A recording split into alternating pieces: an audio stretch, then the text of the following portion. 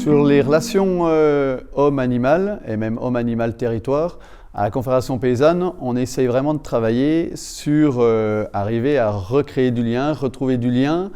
entre nous, nos troupeaux et notre activité au sein des territoires. Et c'est là où on bute sur l'industrialisation de l'agriculture, qui remet en cause nos pratiques, qui relègue l'homme et l'animal au niveau d'outils, tout simplement.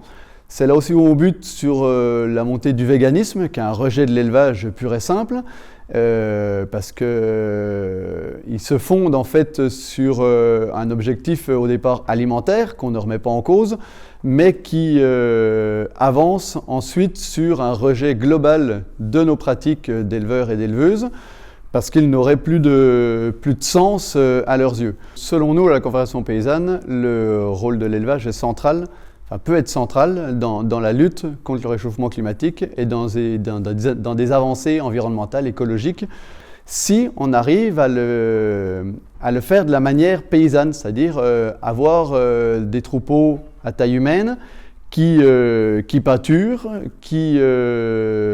participent à l'économie et à la vitalité des territoires. Et tout ça peut avoir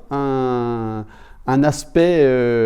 écologique et environnemental positif si on arrive également à travailler sur de l'autonomie alimentaire, éviter forcément d'aller chercher de l'alimentation à l'autre bout du monde, éviter forcément d'avoir une production qui participe de la même manière à ces échanges-là, c'est-à-dire avoir une volonté d'alimentation relocalisée, de production relocalisée, et retrouver ce lien, encore une fois, homme, animal, territoire, aussi bien sur la production que sur la consommation.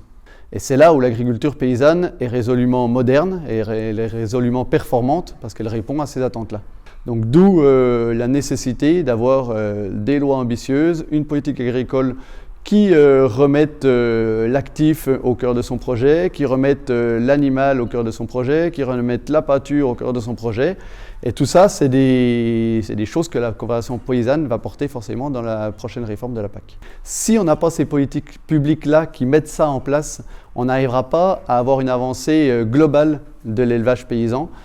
On aura des avancées partielles dans des régions, sur de la vente directe ou dans des systèmes AOP ou de circuits courts, mais on n'arrivera pas à avoir une reconnexion globale et une avancée globale de ces démarches-là.